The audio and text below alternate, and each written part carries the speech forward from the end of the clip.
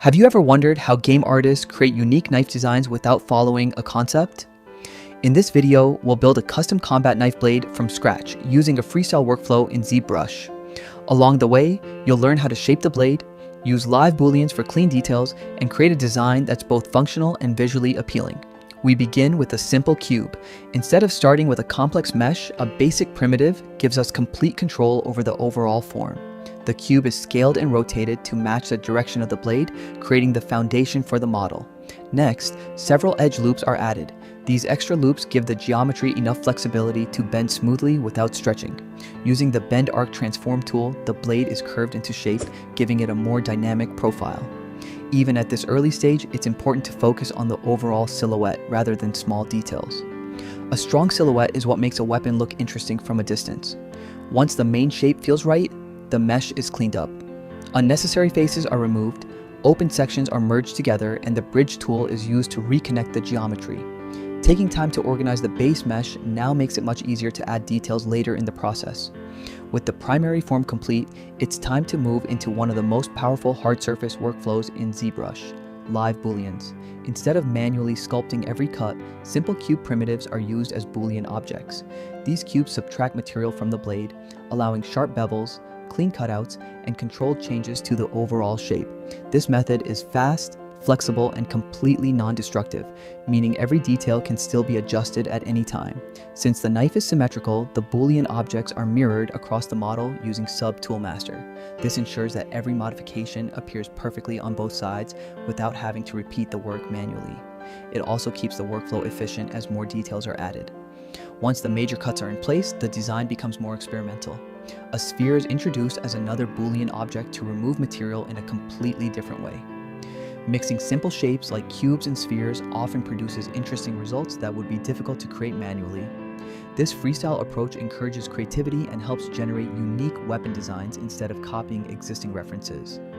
After defining the main features, attention shifts to the cutting edge. A series of small cube booleans is repeated along one side of the blade to create a serrated edge. Rather than modeling every tooth individually, repeating Boolean cutters produces consistent spacing while saving a significant amount of time. Small adjustments to their size and placement help achieve a balanced, believable result. The blade is then refined with additional surface details. More cube Booleans are used to create bevels and weight reduction grooves. These grooves are common in modern combat knives because they reduce weight while also giving the weapon a more technical appearance. Even simple geometric cuts can greatly improve the overall visual appeal when they're placed with purpose. As the model nears completion, the silhouette is refined once again. The area near the handle is reshaped to form a sharp hook detail that gives the knife more personality. This final adjustment demonstrates an important principle in hard surface modeling.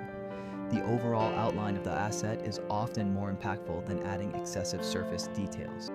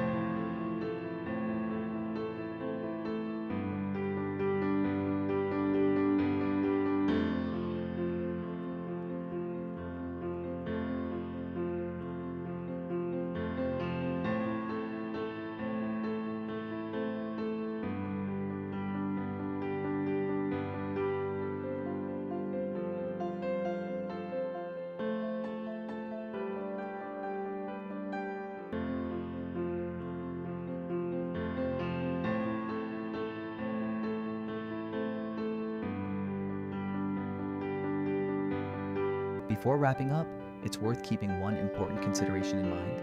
While it's tempting to keep adding more cuts and complex shapes, every additional detail makes the retopology process more challenging later.